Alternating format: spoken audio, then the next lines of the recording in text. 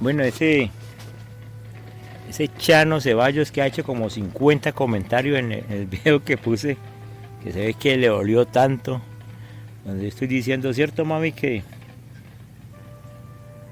hay personas o hay ricos que son como Petro, que dijo que el pobre hay que mantenerlo pobre porque si consigue plata se vuelve derecha, y este tipo ha hecho más de 50 comentarios diciendo que Petro no dijo así, que yo estoy volteando las cosas. Cuando Petro dice sí, dice, y cuando el pobre consigue plata, ahí viene el problema, porque se vuelve derecha, así lo dice claramente. Y entonces, ¿qué hace? Le da por comprarse un carro.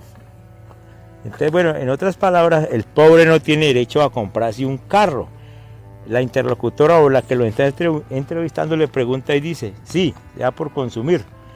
Entonces dice Petro, y entonces porque ahí donde está, si va a salir pobre, ¿para qué? Para dedicarse a consumir o a gastar, incluso y dice a viajar, a pasear. Entonces, ¿para qué? Dijo, ahí donde se acaba la humanidad, ¿cierto?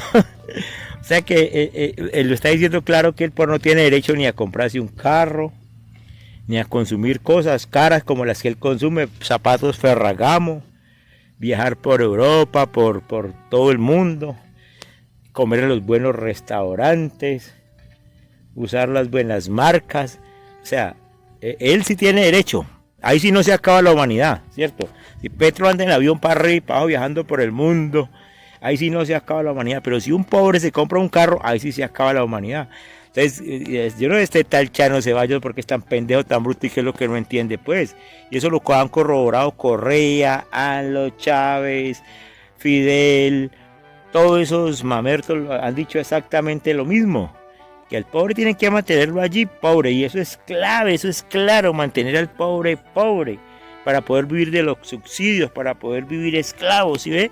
No es que si el pobre, obvio, que si el pobre tiene hace un buen negocio, entonces ya para qué hijo de puta de izquierda, ni para qué puta de andar recibiéndole, mendigándole subsidios a Petro, ni estar lavándole, no, ya él se monta su negocio y vuelve un berraco, un empresario, se vuelve un capitalista. Eso es lo que le da rabia a la izquierda. Yo, señor Chano Ceballos, no sé por qué es tan bruto y qué es lo que no entiende lo que yo estoy diciendo.